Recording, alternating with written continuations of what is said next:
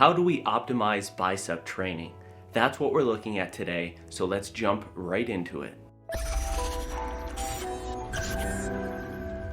Hey everyone, welcome to Science-Based Fitness. My name is Adam, thanks for stopping by. Today's video, we're going to talk about the biceps, and I'm not going to debate with you if we should train the biceps. It seems like every gym you go into, you'll see people doing some form of bicep curls. So we want to give here today a better comprehensive understanding on how to stimulate those muscles in a more optimal fashion. Of course, we're going to look at some EMG data and a few studies that evaluated some of the best bicep exercises. And we're not just going to talk about the bicep, we're going to discuss the other muscles that are involved in elbow flexion, which is what you can see on screen here. It might be a shock to you because it was to me when I started researching this video that the bicep muscle isn't even the most active muscle during elbow flexion like this. If you're new to the channel, this video here is part 2 of 3. My first part 1 was on the triceps, this video is on the biceps, and my third video is going to be a full comprehensive workout on some of my favorite exercises. So if you haven't seen that first video, I'll link it at the end here, and make sure you hit that subscribe button so you don't miss any of my other content. Before we get too deep into this, we need to look at the anatomy during elbow flexion. And this is accomplished by 3 muscles. The biceps brachii, which you can see here. This muscle consists of 2 heads, the long head shown here, and the short head shown here. The peak of the bicep is the long head, and is what you can see from behind when flexing. We can target each head slightly more with different hand grips in our exercises. The second muscle involved in elbow flexion is the brachialis. You can see it here, it's actually deep to the biceps brachii, which means it's underneath it. So you can't really see it when flexing, but it helps propping up the bicep, making it look bigger. So the brachialis actually produces most of the force throughout a bicep curl, which is kind of interesting. You would assume it would be the biceps muscle, but it's actually the brachialis. The third muscle is the brachioradialis. It aids in elbow flexion and supination, which is shown here. And we didn't talk about this much yet, but it has an important role in the bicep activation, and we'll touch on it when we get there. So when it comes to hand grips, when we have our hands supinated like this, we have more activation of the long head of our bicep. And when we're in a neutral grip or in a pronated grip, we're going to have greater activation of our short head. A study looked at this using cadavers, and this is some of their data showing some of the activation throughout the different heads.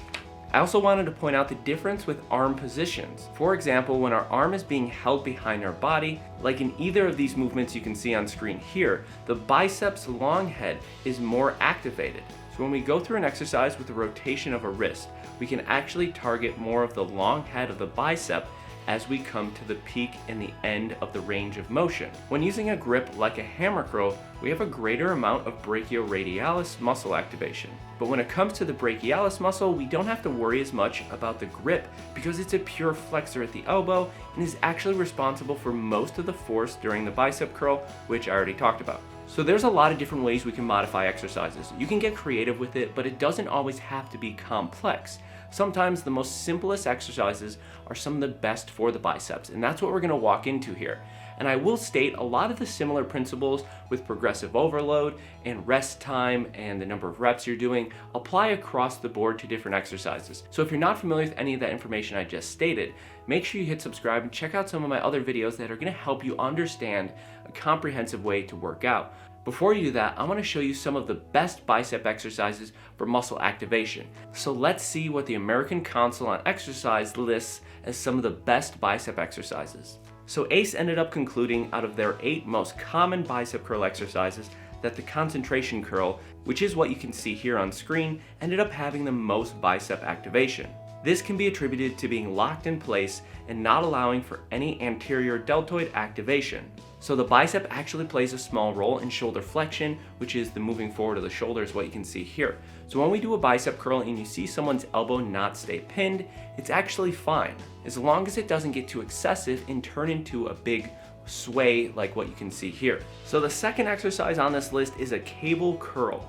This exercise is one of my favorite for getting a quality muscle pump. You can add a slight angle here and have constant tension throughout the full range of motion, a little less at the top, but still a good amount, which is a little bit different than just a regular dumbbell curl, because when you come all the way to the top, you're at very, very little tension. And shockingly, the third best exercise, which I did not see coming on this list, were chin-ups. This is not something I'd personally mix into my training program, but will be going forward. So you should make sure you mix this in at the beginning of the workout, because it is a compound movement that's gonna get multiple joints involved and should be pretty taxing on not just your biceps, but the rest of the body. Now, the rest of these different types of bicep curls did pretty decent. If you actually look at the amount of bicep activation, the lowest one hits about 70% of bicep activation, which is pretty good. So I think when it comes down to it, this matters a little bit less than we probably thought, which exercise you're selecting, but here we're all about trying to optimize muscle activation. Now, if you guys are not following me on the channel, make sure you hit subscribe so you don't miss my full workout next week, where I walk through the different type of arm exercises I personally like to do to get a great muscle pump. I hope you guys enjoyed this video. I hope you found it informative. Let me know in the comments below if you knew that the brachialis created most of the force throughout a bicep curl. I'd love to hear what your guys' thoughts are. Hit subscribe. We'll see you guys next week. You know the drill. Enjoy your week. Have a good workout, and we'll see you guys next time.